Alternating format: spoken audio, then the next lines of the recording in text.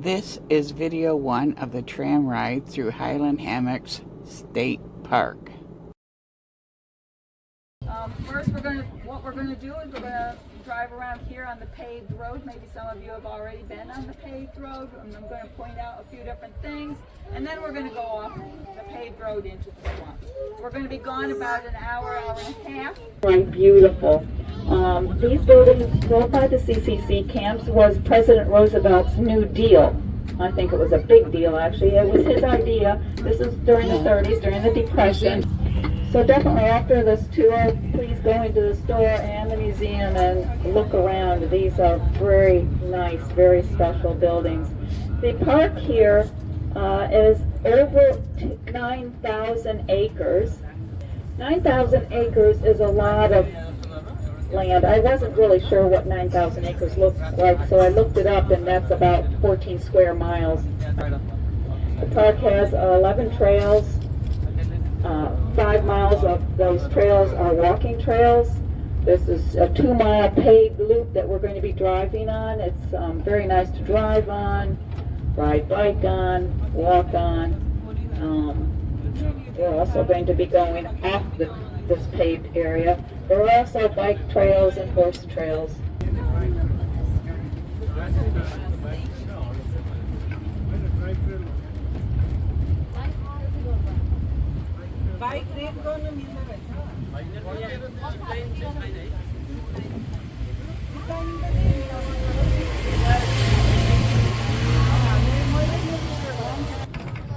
So today was your day. Here on the right, you'll see a sign coming out, a caution for alligators, because we have quite a few here in the park.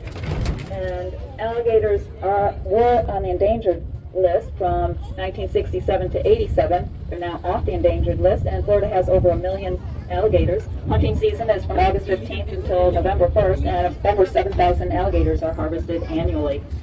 Alligators are an important member of the ecosystem. They are both at the top and the bottom of the food chain, which I think is very interesting. Like, how can that happen? But as little baby alligators, they are food for many different animals and birds. And then as they grow bigger, of course, they become closer and closer to the top of the food chain. Here on the left is the Orange Grove Trail. I kind of like this trail, especially right now we've had some rain. And so this trail goes actually back to the store. It comes out right in back of the store. And it's a really nice, quick little trail. And what I like most about it is it's a little damp. So you can see who was there yesterday or last night or this morning. Because the raccoons, the deer, and everybody else leave tracks in the damp sand and mud.